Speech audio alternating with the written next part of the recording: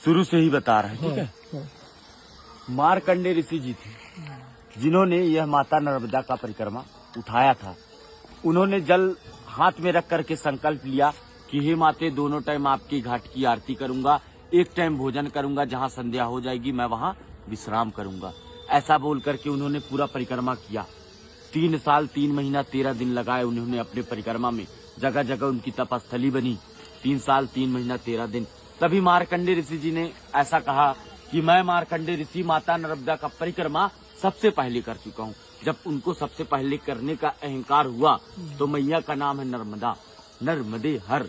नर का मतलब होता है एक मनुष्य, मत का मतलब उसका अहंकार, और हर का मतलब हरने वाली, नर के मद को हरने वाली। मार्कंडेय ऋषि जी का अहंकार टूटा, मार्कंडेय ऋषि जी खंडित हुए। जब उनको ये प्रतीत हुआ कि अब माता नर्मदा का परिक्रमा तो कोई नहीं कर पाएगा, इसके कारण उनको वो दूसरी बार कोशिश किए।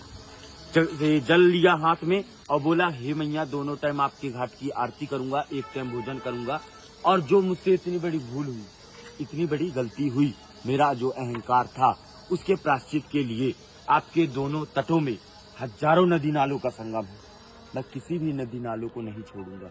उन्होंने सभी का परिक्रमा किया, किसी नदी नालों को नहीं छोड़ा। 27 वर्ष लगे थे उनकी परिक्रमा में, 27 वर्ष। और मार्कंडेय ऋषि जी का यही कहना था कि जैसे हिमालय में जाते थे महिलाएं मोक्ष की प्राप्ति के लिए, ये नर्मदा परिक्रमा में ही एक मोक्ष है। 2 मिनट आ रहा हूँ बस। मोक्ष का मतलब होता है किसी जीव के जन्म और मरण के बंधन से छूट जाना, ये मोक्ष का अर्थ है। इसीलिए परिक्रमा करते हैं। बोलिए नर्मदे हर। एक मिनट सुनिएगा, ये मैया जो है अमरकंठ पे जन्म ली है, शिव के कंठ से उत्पन्न हुई थी। वो रेवा कुंड स्थान है, वहाँ से मैया गुप्त रोड यहाँ आती थी। कहाँ? माइकी बगीचा पे। पूरे 12 वर्ष तक बचपना बीता है यहाँ पर। उनकी 5 सखियां थी, जोहिला, गुलबकौली, मालिनी, मलनिया और कपिला। 5 सखियों के साथ बचपना बिताने के बाद मैया का शादी तय हुआ। सोन जी महाराज, दंत कथा के अनुसार से ब्रह्मा जी के मानस पुत्र हैं सोन, और नर्मदा मैया शिव जी की पुत्री। सोन और नर्मदा ये दोनों का लग्न तय हुआ था। 24 किलोमीटर दूर जो माई का मंडप है, वहाँ मैया तैयार हो रही थी, वस्त्र श्रृंगार कर रही थी।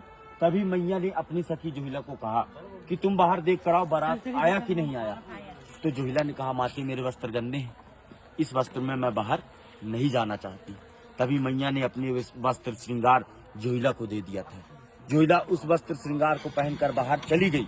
जितने भी बाराती वाले थे सभी देखे, इतने सुंदर रूप, यही दुल्हन की रूप में लग रही है। उसे मंडप पर बैठाल दिया गया। जोहिला भी जानबूझ करके बैठ गई, और जो है छल कपट करते हुए वो बैठी। सोन जी महाराज जाने अनजाने में बैठ गए। दोनों की शादी लग्न करा दिया गया। मैया तभी से कुंवारी कन्या के नाम से मानी गई। माता जी का शादी लग्न नहीं हो सका। मैया एक कन्या से जलधारा के रूप में पंडित होने का भी निर्णय ले ली, और जब वो जलधारा बनती है तो अमरकंठ पे माता जी का मस्तक है, नाभि कुंड पे, नेमावर पे नाभि कुंड है, और चरण समुद्र में है। इस नदी का परिक्रमा आप इसलिए एक ही नदी का परिक्रमा किया जाता है, नर्मदा नदी, जो कि गंगा, जमुना, सरस्वती माता आपकी सभी से सर्वश्रेष्ठ है।